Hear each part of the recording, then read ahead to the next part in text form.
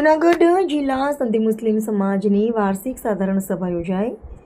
જૂનાગઢ જિલ્લાના સંધી મુસ્લિમ સમાજના પ્રમુખ તરીકે હુસેનભાઈ દલ સતત બીજી વખત બિનહરીફ ચૂંટાયા। જૂનાગઢ જિલ્લા સંધી મુસ્લિમ સમાજની વાર્ષિક સાધારણ સભા રવિવારે સન્માન માર્કેટ ખાતે આવેલા સમાજના હોલમાં યોજાઈ હતી, જેના અધ્યક્ષ તરીકે ડોક્ટર ઇંગોરા સાહેબ હતા અને સાથે ડોક્ટર દોલકિયા સાહેબ સહિત જિલ્લાભરમાંથી સંધી સમાજના આગેવાનો અને સભ્યો ઉપસ્થિત રહ્યા હતા।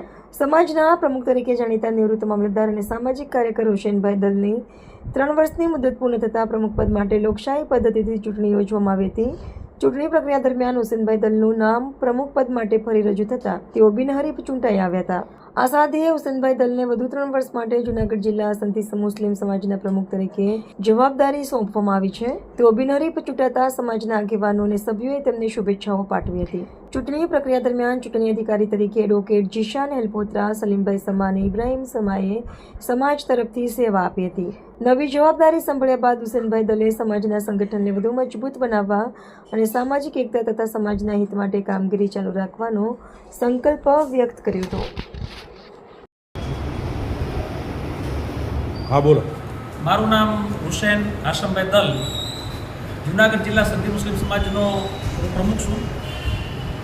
आगली टर्म में मैंने 3 वर्ष माटे निमवामां आव्यो हतो, जेनी मुदत आगामी 26 ऑगस्टे पूरी थती होय ते पहला अमे आजे 16 ऑगस्टे साधारण सभा बोलावी हती अने अमारी जूनागढ़ जिला संधी मुस्लिम समाजनी साधारण सभामां आजे अमारा आखा जूनागढ़ जिल्लाना आगेवानोए मळीने फरीथी मैंने વધુ 3 વર્ષ માટે પ્રમુખ તરીકે રિપીટ કરેલ છે।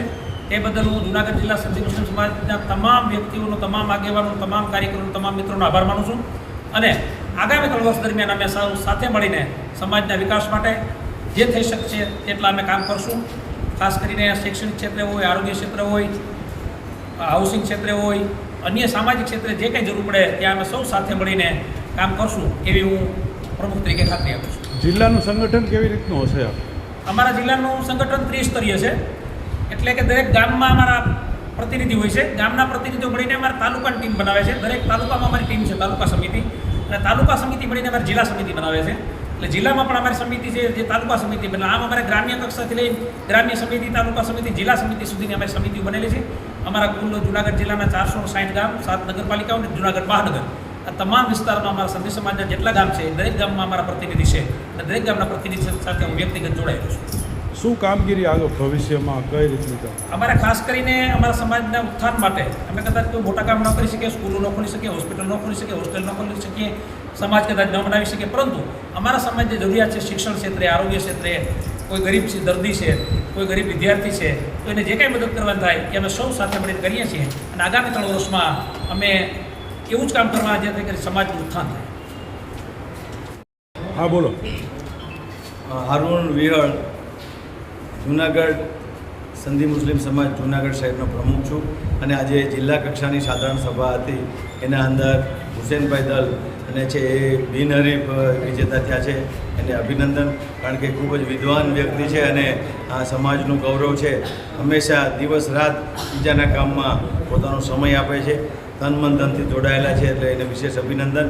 અને સમાજની અંદર શિક્ષણનું પ્રમાણ વધે એવી એક ખાસ, આમ તો સમાજ મુસ્લિમ સમાજની જરૂર છે, ત્યારે સંધી સમાજમાં પણ જે શિક્ષણ પ્રમાણ વધે એના માટેનો અમારો પ્રયત્ન છે। અને અહીંયા અમે છે એવા તમામ મુસ્લિમો માટે અહીંયા જે હોસ્ટેલની સુવિધા પણ શરૂ કરવા જઈ રહ્યા છીએ, જેથી કરીને કે એ સંધી સમાજ ભલે આયોજન કર્યું છે પણ છે એ તમામ મુસ્લિમ સમાજનો લાભ લઈ શકે। કારણ આપણા સમાજના દીકરાઓ 10 પાસ પછી, 12 પાસ, કોલેજ પાસ પછી ઉચ્ચ અભ્યાસ કરી અને ઉચ્ચ છે એ શિક્ષણની વિવિધ પરીક્ષાઓ આપીને આગળ વધે એવી અમારી બધાની નેમ છે અને સાથે મળીને ખૂબ સારું કામ થશે।